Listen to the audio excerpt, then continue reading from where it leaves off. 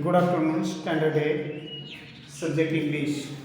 Today we learn a new lesson 1.4 Miss Slippery. At first I read it. Listen carefully.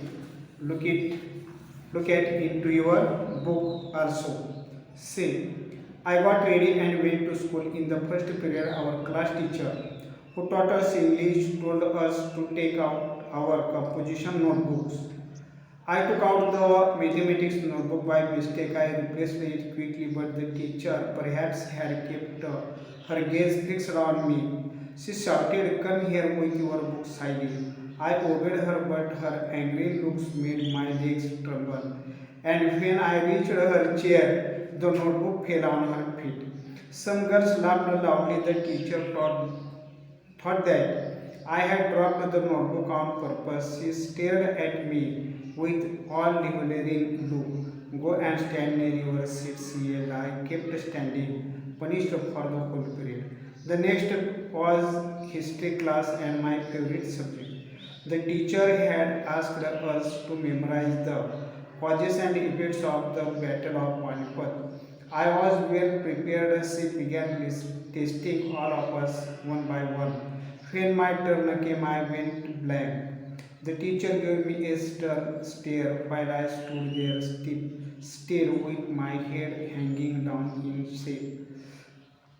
Mama and Papa continued their never-ending tips. Papa used every opportunity to express his annoyance. Mama, on her part, did not allow any such occasion to slip without turning it into a vociferous quarrel. The quarrel was between the two, but punishment inevitably descended on a third one, that is me, at school, wherever and whenever I heard a raised voice. I felt as if Mama and Papa were quarreling. Sometimes, even in the midst of silence, Mama's scream came piercing through my ears. And whenever I heard Mama's high-pitched yells, my legs quivered. So this is the part of the passage C. I got ready, means Siley said. I got ready and went to school. And the first period was our class teacher who taught us English told us take out composition book. But Siley made mistake and she took out the mathematics notebook by mistake and she replaced it quickly, but the teacher perhaps had kept her gaze fixed on Siley and she shouted, "Come here with your book, Siley." She obeyed her, but her angry looks made her legs trembling, and when she reached her chair, the notebook fell on her feet.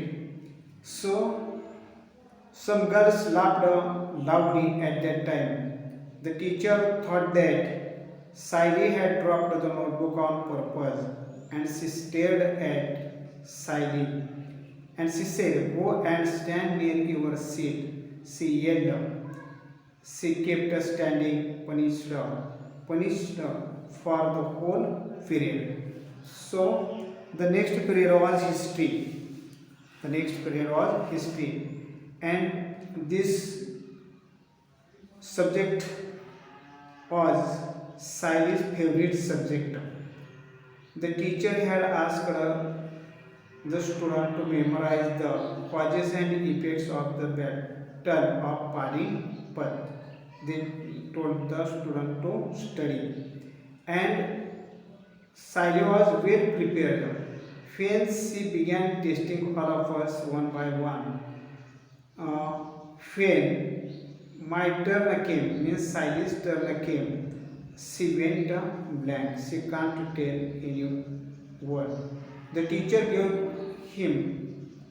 her a stern stare, and at that time she stood there still, with her head hanging down in shame.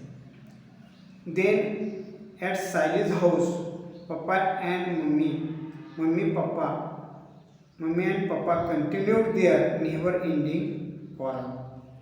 Argument. Papa used every opportunity to express his feelings of being angry, and Mummy on her part did not allow any such occasions to slip without turning into a noisy and forceful in expressing one's feeling. Quarrel.